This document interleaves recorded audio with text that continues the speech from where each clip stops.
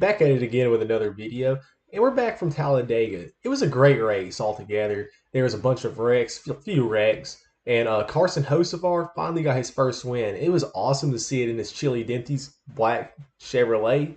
Uh, gave Dale vibes. The whole car, the whole paint scheme, just all together, and it fits his personality. People compare him to Dale Earnhardt, and his how he drives is pretty similar, just pretty aggressive, and that's what we like. But we're gonna go over a couple things. We're gonna watch the last couple laps of the race. We're going to go look at the fantasy team, how we did there, and we're also going to see this big wreck that happened coming off turn three in the second stage of the race. And at the end of this, we're gonna go look at they had a court case talking about the Nashville Fairground Speedway, so we're going to see what they had to say about that one. So let's watch this video real quick. Four wide. Yeah, it's crazy little wreck. Looks like Bubba got spun and just caught everybody into that. Blaney's around, Logano's around, they're all wrecking. This is the big one. Yeah, it is an insane. That's the whole field. Favorite part about the whole thing was when Joey Logano's car was getting brought into the infield. The whole crowd was going nuts. Everybody was cheering. Not a bunch of Joey Logano fans down there. Are not in this crash. It's a parking lot down here. Watch, Chastain goes up. He moves up into the middle lane in front of Blaney. Bubba was running good too. That checks those them all up. 2311 cars. Bubba, you've got the inertia. But it looks like he got shoved up by Ross. And just got put into the wall, lost control. It's easy to do coming off that. That car was loose. We saw it several times. Coming off those turns at those high speeds. Wrecked the whole field. That's a big just a bad day in Toyota for general. We saw Denny Hamlin get penalized multiple times coming into pit road. It's just crazy race altogether. Multiple penalties from Toyota's the 35 car. Riley Herbst, he was penalized a couple times too for pit road speed entry. It was just a common theme with these Toyotas, and they just didn't look good. 2311, and as they get Denny Hamlin, he's not looking too good, dude. 4 cars pull away. It was actually 3 cars, but it was a crazy little wreck. Right up to the bumper of the one car, and as they collectively got to him, Josh Berry, he was out of the race. What was funny, dude? I want to see if we can go. I had a picture. I took a picture of it because it was pretty badass. I want to see if they got Daniel Suarez going in reverse in the pit road. Richard has been Georgia's school there's this over a decade, and students have paid the price. So when Daniel Suarez was coming out of the wreck, he just took he was reversed the whole time. He was going reverse the whole time, and it was cool to see some Mater stuff out there. I hope they got that on video here. I mean, I'm still new to all this video editing stuff, not too savvy with it, but there goes Danny Suarez right there. Yeah, it's showing 8 minutes of this wreck. I mean, I just want to see Suarez coming in. But yeah, Kyle Larson was in there. I mean, there's 26 cars in the wreck, dude.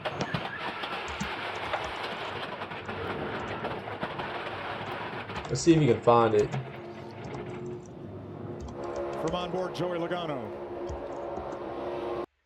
Like, somebody had to post that thing, man.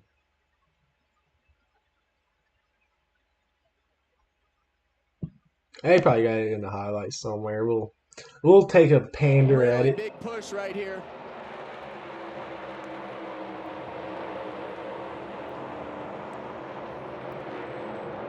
Guys on the bottom aren't really.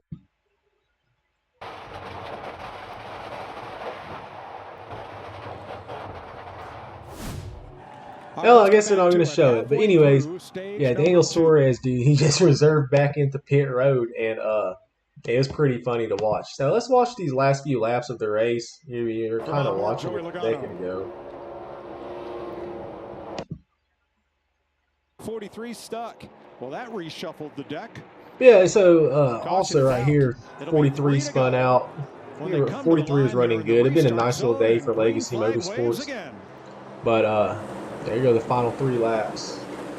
is really just back and forth for Carson Hocevar and Mr. See that bottom Milsher. lane a little bit But yeah, unorganized down there right every now. lap, But every time they first came two around, they cars were are just in a hooked up different position. You know, pushing, and first, the second, pushes they're are just going to be as battling. It hard was a as they great have been battle all for the day. lead. Three-car train up top. It was Dylan amazing did just to not be get there, to the dude. back I just bumper of the love 48. Talladega. As Bowman requested. Favorite track still Bristol, Still a but little yeah, gap Dega there. does hold Yeah, a but they special place in my heart. haven't got detached yet. The problem is they've got 3 cars connected on the top lane. More than that. That energy's with the top lane. Now Hocevar edges ahead Yeah, from this the car is bottom. beautiful, man. I love it. Make that thing wide, Chris Buescher. Alex Bowman latched on to Hocevar. Regardless where Ricky Stenhouse is, starts, or anything on these super speedways, he's going to find his way up front. Yeah, and as you look at Stenhouse right there, getting that side draft, Chris Buescher. And look at SVG, Chase dude. Elliott, Top 10. Like, what do y'all think about that? He's getting them ovals down. Once he wins an oval race, it's going to be very interesting. Big pushes on the bottom row right there. You see the Hocevar car get to those bumps on the back straightaway, and Bowman. And big props to him Alex right there. Bowman, dude. You know, after dealing with all that he's been dealing with, you know, this year, from, you know, don't get out too far. his vertigo to just not running real good. And now the He got a little outside P3, lane has a little the energy. P3 on the White weekend. How flag about is that? waving. So It'll I'm be proud one of lap him. to go. Chevy ran Sponsored by real Credit good One Bank. yesterday. Oh, Sunday. You know, obviously repping the Ford, driving a Mustang, but still a Hendrix guy at heart, so got to rock with Hennies. Stenhouse right on the door of the Big 48. Chase Elliott guy. He did good too down in Stenhouse, Dega. watch this. I think P4, P5. Really big push right here. Yeah, I was going nuts, dude. Whole crowd is going nuts when Hocevar won it. Guys on the bottom aren't really connected, but that 3 car is going to get to the back bumper of the 48. The 9's going to create another situation for this outside. He's coming on him. Long ways to the start-finish line still. Hocevar edging up on the bottom. They're 3 wide. Priest. Yeah, man. Chase would have had a little nice come through, man. Number 13, first-time winner, Carson Hocevar. Yeah, ride the Denny, baby. Ride the Denty.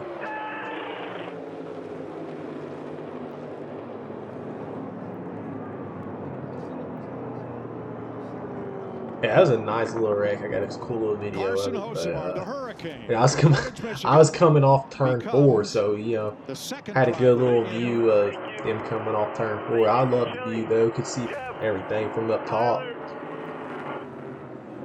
He's aggressive. He's energetic. Yeah, his little celebration. We'll watch that too, and we'll dive into the last few topics.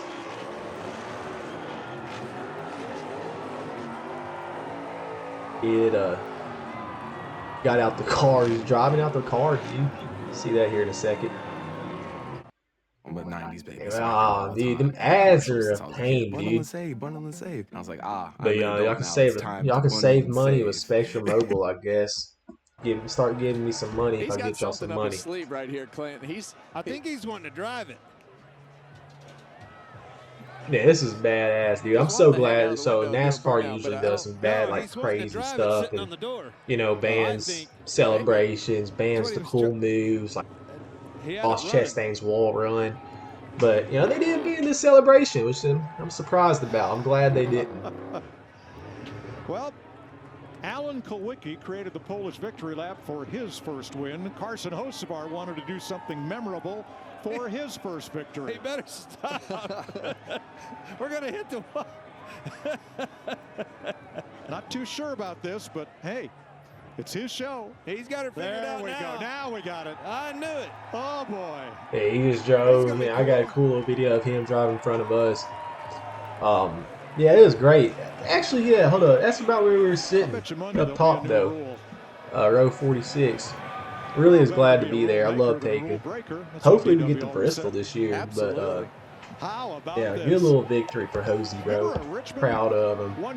So let's take a look at the standings. We'll look at the O'Reilly's Auto Parts Series 2. Trucks didn't run. But if you take a look at it, Tyler Reddick is still 110 points clear of Denny Hamlin. Chase Elliott jumps back up 2 positions. Ryan Blaney's still sitting third. So it's looking good. Things are starting to shape up. Ty Gibbs, dude. How do you feel about that? Top 5. Carson Hocevar is rounding out the top 8. Well, top 10, dude. So like he's in there, jumping up 4 positions. Or William Byron dropped 4 as well. But, SVG, had a solid little finish, but he's still up there, dude. He's still up there, top 20s. But you got to be top 16 to be in the chase. And look at Daniel Suarez, dude. New team, new car, but still top 16, still looking to get that chase position. I don't think he made the playoffs last year. He didn't. But, be good on him if he can hold this on and get in the chase this year. You got to be up pretty high, contend for the championship. You can't go from 16 to first like you did in the playoffs like Joey Logano. But, still got some time.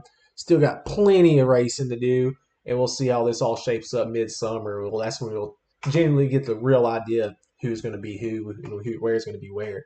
So let's jump on in over to the manufacturers. I'm kind of curious. Toyota's still leading by 93 points. So we'll see, 7 wins for Toyota, 2. Yeah, that's just crazy. So let's jump over into O'Reilly's.